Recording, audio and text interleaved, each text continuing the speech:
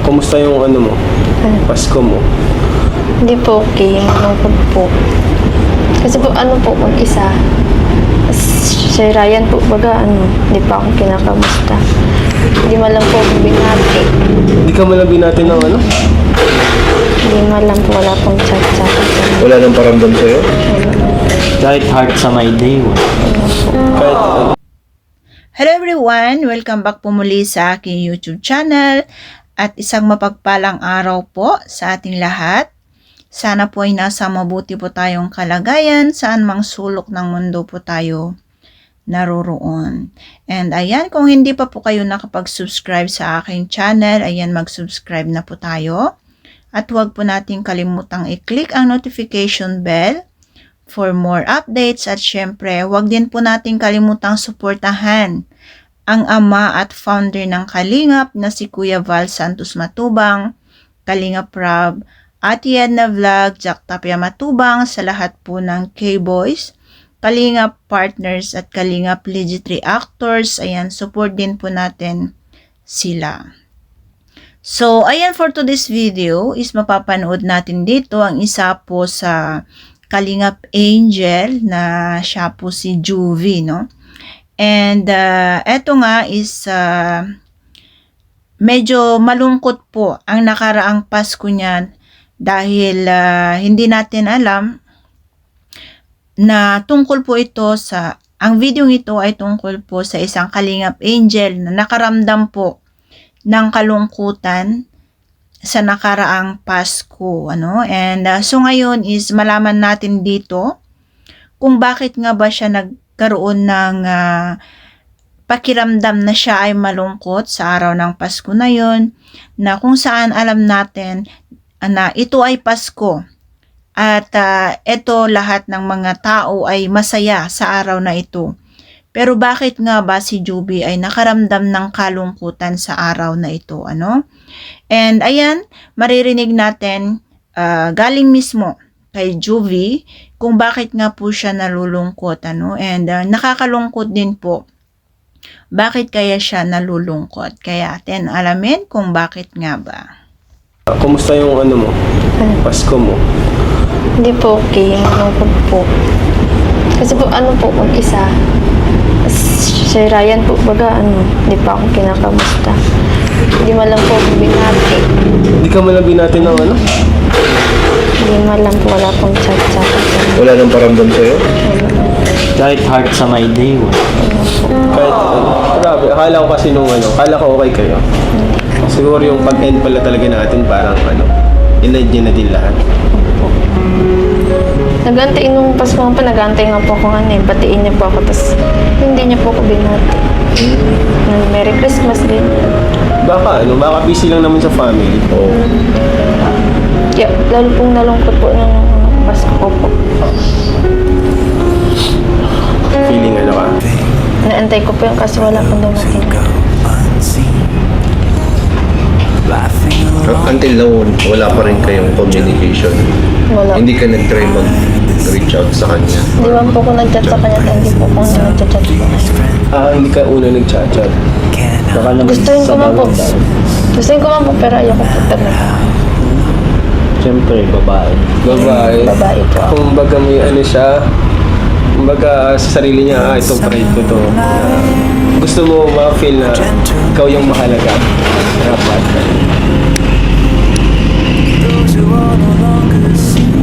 So ngayon? Anong nasa isip mo ngayon? Hindi parang na talaga, malayo ka na din kay Ryan kasi feeling mo nilalayuan ka niya. Opo, yun po yung nararamdaman ko po, na nilalayuan niyo po ako. Kaya naisip ko din po na maglayo na rin po sa kanya. Layuan ko na rin po siyang tuluyan po. Meron pa naman kahit kaunting pag-asa na parang nag-aasa ka pa na babalik na magchat siya ulit.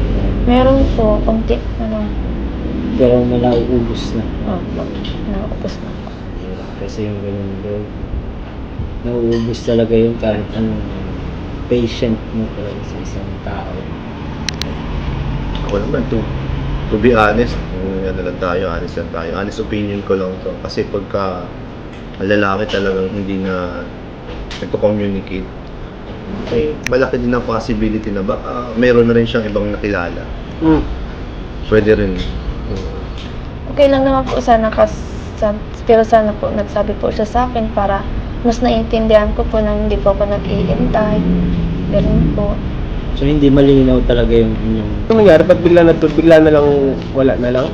Hindi ko po alam pero di man po ako nag-chat ay inaantay ko po siya mag-chat kasi di po nag-chat. Ako bro, Di ba talaga, hindi sila couple. hindi naman kayo real couple. Pero syempre, yung pinagsamahan ninyo, mamimiss mo yun. Yun ang parang parang namimiss mo yung samahan ninyo. Pero ano, ibig sabihin kasi parang feeling broken hearted siya. Ibig sabihin may something, parang may may mutual understanding. Pero meron din kasing parang feeling broke ka through a friend, di ba? Okay. Through a best friend, sa lover. Marami kasi yan eh. Kahit kanino pwede ka mo yung broken. Pwede Sa bagay, sa family, di ba? Tama. Kahit kanino. Pwede applicable yan sa lahat. So, ano ko lang, ma-suggest ko lang sa kanya. Wag niyang madaliin or wag niyang ipilit. Go with the flow lang. Siguro magantay ka pa ng konting panahon pa. Kung wala talaga, move on na tayo. Huwag na tayong siguro umasa sa na yun, iniisip mo ngayon. Kailangan nandun tayo. Move forward tayo pala. Forward palagi. Dito po kasi minsan po sa bahay po kasi lagi naiyak po ako palagi kasi po nag-iiwan po nag-away po si mama at si papa. Kaya po lugmok din po ako ay. Parang minsan parang wala kang mapwestuhan na. Parang hindi mo alam kung sa kalulog ka. Tulad po nung nakaraan po nag-away po si mama at si papa. Nagparaiyak po ako nung maghapon, magdamag po, dahil po ako nagkakan. Hindi ka kumain. Sila po yung kainaan ko po. Di ko po, family. Parang siya, nagpatong-patong. Nagpatong-patong, di ko po naintindihan kung saan po ako lulugar. Kaya po, ganun po yung ko po, nagpatong-patong po yung Nagpatong-patong pala. Hindi lang pala ito, basta sa lang, kay Ryan lang. Ako naman, sa akin yung katulad ng sabi ni Kuya David mo, yung talagang, kung kunwari lang kung ayaw na talaga sa'yo ng tao, kung hindi ka na talaga gusto ng tao, siguro ito na yung best time para mas mag-focus ka sa sarili mo. Para sa self-improvements mo, para maging mas malakas ka. Kasi nga sabi nga nila, bago ka magmahal ng iba, dapat alam mo muna kung paano mahalin yung sa sarili. Mas ma-express mo yung love mo or mas magmamahal ka ng tama at maayos kapag Nasa tamang ka. alam mo kung paano magmahal sa sarili mo. Nasa right mindset ka. Yes. Siguro ito yung time nga para mag-focus ka sa studies mo. Siyempre, pag mag-focus ka sa studies mo, mas maganda yung future na naghihintay sa'yo. Focus ka sa sarili mo. Siyempre, pag focus ka sa sarili mo, mas magbubulong ka, mas gaganda. And yung lalaki para sa akin, marami namang lalaki na pwede magmahal sa'yo kasi nakikita ko mabait ka naman, maayos ka na babae, and maganda. And maraming pwedeng makilala. And kung kayo talaga eh. And kung gusto ka niya, pupurso ka talaga niya. Tama. And you deserve better, you deserve the best para sa sarili mo.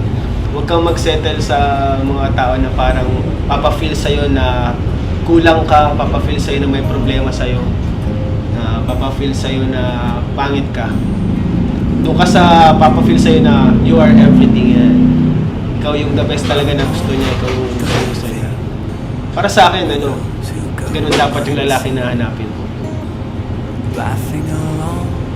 Halimbawa, nakikinig yung si Ryan. Yan. May message ka ba kay Ryan? Ang gusto ko man lang po sabihin sa kanya. Gusto ko po magsabi po siya, mag-explain po siya, magpaliwanag po siya para po mas maintindihan ko po, tas di rin po ako nag-iintay ng mga niya po. Gusto ko lang po mag-explain po siya para po mas maintindihan ko po. Ganun po yung gusto ko sabihin sa kanya. Sabi po siya. So, ayan nga po yung, yung nalaman natin narinig natin kung ano yung dahilan na bakit nalungkot po siya, no? And kung natatandaan nyo po is siya po ay may love team, no? Nag-start na po yung love team nila ni Ryan. So ngayon is natigil na po kasi or nag-last vlog po sila na kung saan is yun na talaga yung last vlog, and doon din naman pala is doon na rin po yung last na communication na nila. So, nung ng Paskong nakaraan is, ayun nga, nag-expect po si Jovi na i-greet po siya or batiin man lang siya ng Merry Christmas. Pero wala pong naganap na greetings, no? Although kay Jovi naman is, naghintay po rin siya kasi ini-expect niya na magme-message si Ryan kasi nga meron din naman po silang pinagsamahan sa kanilang love team, no, na kung saan ito ay na-end na po kaya wala na pong love team na naganap. So nag-i-expect po pa rin si Jovi na siya po ay may-message kahit Merry Christmas man lang. Syempre, of course, kahit sino mag-expect po kasi alam naman niya sa side niya na wala naman pong masama or wala naman po silang galit sa bawat isa noong end na, nung katapusan na po ng love team nila. So, masaya naman po yung last episode kaya hindi niya po alam kung ano yung dahilan na hindi man lang siya binati ni Ryan ng Merry Christmas man lang, no? And syempre talagang kahit sino mag-i-expect talaga kahit man lang isang Merry Christmas dyan, kung hindi ka din naman syempre kahit sino mag-iisip kung ano po yung dahilan, kung ano kayang dahilan, kung bakit hindi niya ako binati, may galit ba siya sa akin, may mali ba ako, syempre maraming tanong, no? Kung bakit. Dati-dati naman, hindi naman sila ganon. And ayan, narinig din po natin na hindi naman talaga sila ganon. It's laging nangunguna po si Ryan na nagme-message sa mga special occasion or sa mga special day. So, that time lang po talaga nagtaka po si Jovi, kaya lalong nalungkot po siya. And ayan nga, is dumagdag po sa kanyang about family. Narinig din po natin tungkol sa kanyang mother and father, no, na medyo may hindi nagkaintindihan, kaya doon din siya nalungkot. Hindi rin daw siya nakakain, gawa nga po ng pagtatalo ng kanyang mga magulang. So, ayan, patong-patong na po yung naramdaman ni Jovi sa Pasko na yun, kaya lalo siyang nalungkot kasi dumagdag pa si Ryan. Syempre, ayun na nga, kahit man lang Merry Christmas is wala. Syempre, yung iniisip niya is hindi niya na talaga alam kung ano yung iisipin niya. So, ayan naman, tinanong naman po siya kung ano naman po yung mensahe niya kay Ryan. Is, ayun nga, konti lang naman po, simple lang po yung hiling ni Jovi, no? Yung magsabi lang po siya or mag-explain po siya kung bakit hindi siya nakabati noong Pasko, or magsabi siya na hindi na niya mabati si Jovi kasi may something. O, ganun lang. Napakasimple po yung hiling po ni Jovi kay Ryan. And alam natin, sana naman po si Ryan mapanood niya to, bibigyan niya rin po ng tugon, no? Kung ano naman po yung hiling ni Jovi para hindi naman stay on hang si Jovi. And ayan din, as payo po ng mga kuya, mga kalingap boys natin, ayan, napakaganda po yung mga payo po sa kanya, ano? Kaya believe ako sa mga kuya na ito kasi hindi nila hinahayaan na yung mga kalingap angels or mga beneficiaries ay nalulungkot sila, or talagang hindi naman nila pinababayaan yung kanilang sitwasyon na maging ganun na lang. So, naghahanap naman po sila ng way at inaalam po nila ang dahilan kung bakit nalulungkot or kung may problema po ang mga beneficiaries at angels po nila. Kaya yan po ang napakagandang samahan po sa Team Kalingap kasi talagang on or off cam po is talagang naandyan po ang mga K-boys natin. Laging nakaalalay sa mga K-angels at mga beneficiaries. At ayan nga po, nalaman na natin kung ano yung dahilan.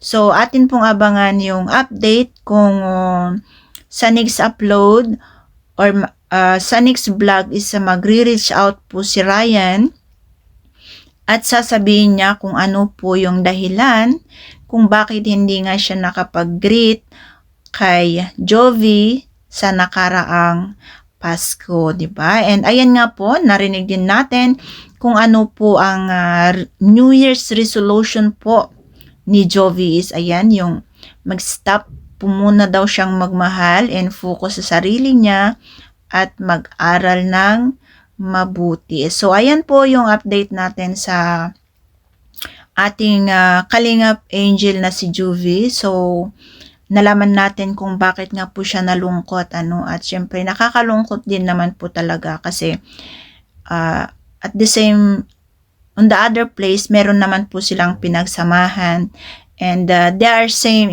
in Kalingap, bakit Merry Christmas man lang is hindi niya nagawa. And hindi rin naman natin po masisi si Ryan hanggat hindi natin nalalaman kung ano po yung dahilan kung bakit hindi nga po siya nakabati or talagang sadyang busy po sa kanyang family. Siyempre, Pasko yan, maraming gagawin, maraming handaan, or maraming mga pamangkin, kapatid, pinsan. So, baka na talagang na-busy po siya, kaya atin pong hintayin ang update. So, ayan, maraming salamat po. Bye-bye and God bless.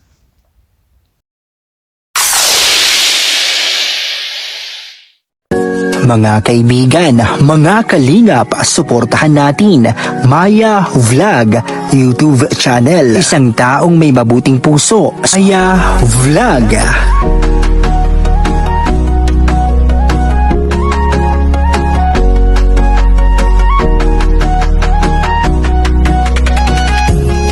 Mga reactors, mga kalingap at mga nagkasuporta, halina at samahan siya. Maya Vlog, maaasahan siya. Samahan natin si Maya Vlog.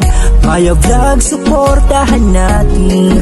Hindi magsasawa na magpasaya. Mga content niya nakakaiba. Solid na reactor na maaasahan. Si Maya Vlog, solido na kalingap niya. Kahit anong mangyari, Maya Vlog nariyan. Sa simpleng paraan ay maaasahan. Si Maya Vlog, suportahan natin sa kanyang mga layunin.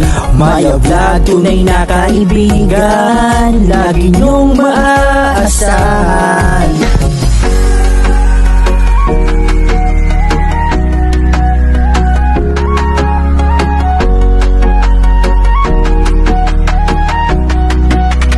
Maya Vlog.